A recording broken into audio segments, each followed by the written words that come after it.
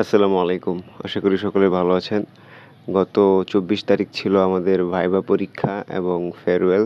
Department থেকে বলা হয়েছিল সকাল ৯:৩০ টার মধ্যে উপস্থিত থাকতে। তাই আমরা সময় মতো বের হই। আমরা সকলেই ভাইবা নিয়ে ছিলাম খুবই চিন্তিত। Bro, exam. এখন আমরা আছি শেরপুর সরকারি কলেজের ১ নং ভবনে। ১ নং ভবনের ২য় তলায় আমাদের প্রাণিবিদ্যা বিভাগ। ওর নাম শামীম। এমনিতেই অনেক সুন্দর, তারপর আবার লাল টাই পরার কারণে সবার নজরে ছিল সে। তার সাথেই ছিল আমাদের বায়েজিদ, খুব কম কথা বলতো। ওর নাম তানভীর। অনেক আগেই সে ভদ্র হওয়ার লিমিট ক্রস করে ফেলছে। ক্লাসে গিয়ে দেখলাম অনেকেই আমাদের আগে চলে আসছে। ওর নাম অপূর্ব, সবসময় চিল মুডে থাকে সে। ওর নাম দীপ্ত সরকার। খুব কম ক্লাস করা হয়েছে ওর সাথে। আমাদের বেশিরভাগেরই জীবনের প্রথম ভাইভা পরীক্ষা ছিল এটা, সেজন্য সবাই চিন্তিত। এখন যাকে দেখছেন সে অনেক চিন্তাশীল একজন মানুষ। এ হচ্ছে মহিবুল্লাহ। অনার্স লাইফের সর্বশেষ দিন উপলক্ষে সবচেয়ে বেশি উৎসাহিত কেউ থাকলে সেটা এই ব্যক্তি। শেষটা সুন্দর করার সবচেয়ে বেশি চেষ্টা করছে ও।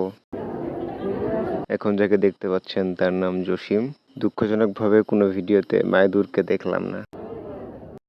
ওর নাম সাখাওয়াত লিমন। আমাদের সিট পড়তো পাশাপাশি। আমার সহযোদ্ধা। নিয়মিতদের মধ্যে আমার রেজিস্ট্রেশন নাম্বার ছিল সবার প্রথমে, তাই আমাকে দিয়েই শুরু হয় ভাইবা পরীক্ষা। পরীক্ষা শেষ, আলহামদুলিল্লাহ প্রত্যাশার চেয়ে অনেক ভালো হয়েছে পরীক্ষা। Finally viva complete. এখন দেখবো বাকিদের কি অবস্থা হয়। ওর নাম শামীম, আর ওর সাথে আছে ওর সহধর্মিণী। ওরা দুজন আমাদের ডিপার্টমেন্টের পাওয়ার কাপল। সকল টিচার ওকে জামাই বলে ডাকতো, যাতে দুই শামীমকে আলাদাভাবে চেনা যায়।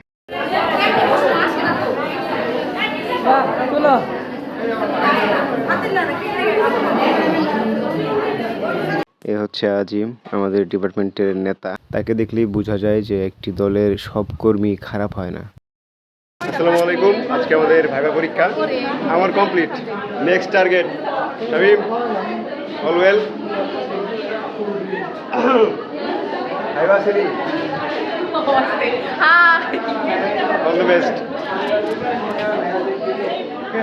প্রচুর পড়তেছে, ভাবতেছে সব কমন করবো, আসলে কিচ্ছু কমন পড়ে না। ওইখানে যাওয়ার পর সব নর্মাল প্রশ্ন হবে, ভালো হবে। সকাল থেকে খুব ভালোভাবেই প্রিপারেশন নিয়ে আসছে, আশা করতেছি ভালো হবে। নার্ভাস হওয়ার কোনো কারণ নাই, আর আমরা এমনিতেও যথেষ্ট ভালো পারি। খুব নার্ভাস, খুব। ওর সবচেয়ে ভালো হবে, কারণ ওর কথাবার্তার ধরন খুবই ভালো। আমি সব ভুলে গেছি, কিচ্ছু পাবো না। ওইখানে গেলে ঠিক মনে পড়বে। ঝর্ণা, আপনি কিছু বলতে চান প্লিজ। পরীক্ষা বিষয়ে?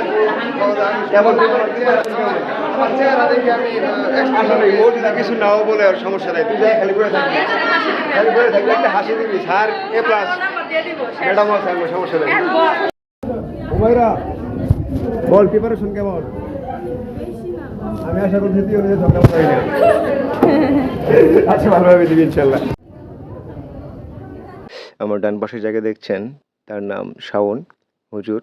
উনি খুবই শান্তশিষ্ট। আর বাম পাশে যাকে দেখছেন তার নাম পিয়াস। মানুষটা যথেষ্ট ভালো এবং হেল্পফুল। এখানে আমার সাথে আছে অনিক মাহবুব এবং রাসেল মুশারফ। এনারা আমাদের ডিপার্টমেন্টের অমাবস্যার চাঁদগুলোর মাঝে অন্যতম। ওর নাম অনিক মাহমুদ। আগে আমরা তেমন পরিচিত ছিলাম না, তবে এবার স্টাডি ট্যুরে যাওয়ার পর ওর সাথে পরিচয় হয় খুব ভালোভাবে। একসাথে বসছিলাম, তো সেইখান থেকেই ব্যক্তি হিসেবে একে অপরের সাথে পরিচিত আমরা। বাকি সবাই পরীক্ষার টেনশনে, তাই যারা পরীক্ষা শেষ করেছি তারা রুম গোছানোর জন্য কাজে লেগে পড়লাম। এখন আমরা যাচ্ছি থানা মোড়, ওইখান থেকে কেক নিয়ে তারপর খাবার এবং পানীয়গুলো নিয়ে কলেজে ফিরতে হবে। কেকের জন্য আমার চেয়ে তারা বেশি ছিল ওর। কি করছো? আমাদের কেক প্রস্তুত। ডিজাইন সাধারণ ছিল, তবে স্বাদ অনেক ভালো ছিল। ডিপার্টমেন্ট থেকে আমাদের ক্রেস্ট প্রদান করা হয়েছিল। এখানে সেগুলোই আমরা আনফোল্ডিং করতেছি। ওর নাম হাবিল, আমাদের অন্যতম সহজ সরল সদস্য। ঠিক এই সময়টায় আমি বাদে বাকি সকলে এই কাজে ব্যস্ত। ওর নাম মাসুদ রানা। হুট করে এসে কিভাবে হুট করে পরীক্ষা দিয়ে ভালো রেজাল্ট করতে হয় আমরা তার কাছ থেকে শিখেছি। শামীম আমাদের ডিপার্টমেন্টের অ্যাক্টিভ পার্সনগুলোর মধ্যে অন্যতম। এখানে আমি আমার ক্রেস্ট খুঁজতেছিলাম আর তারপরই হঠাৎ আশিকুর রহমান ও আমারটা পাওয়া গেছে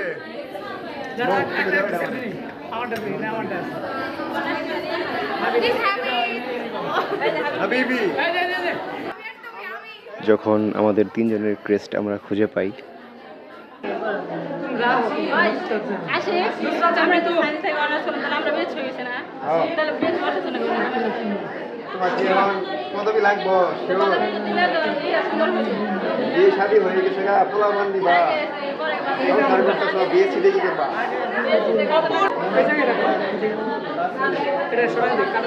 পায়েল রাকিব ইসলাম পায়েল আমাদের ক্রেস্ট গুছানোর কাজটা শেষ।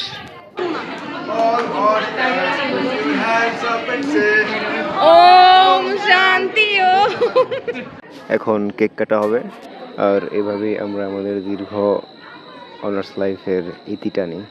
হয়তো আবার কখনো কোনো দিন একত্রিত হব আমরা, হয়তো বা কখনোই না। তবে আবার যাতে সবাই সফল হয়ে এক হতে পারি সেই প্রত্যাশাই করি।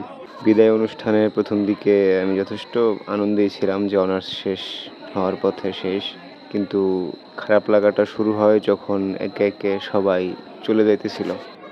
তোরা যে কখন এতটা আপন হয়ে গেছস বুঝতেই পারিনি। সবাই ভালো থাকিস আর মনে রাখিস আমারে।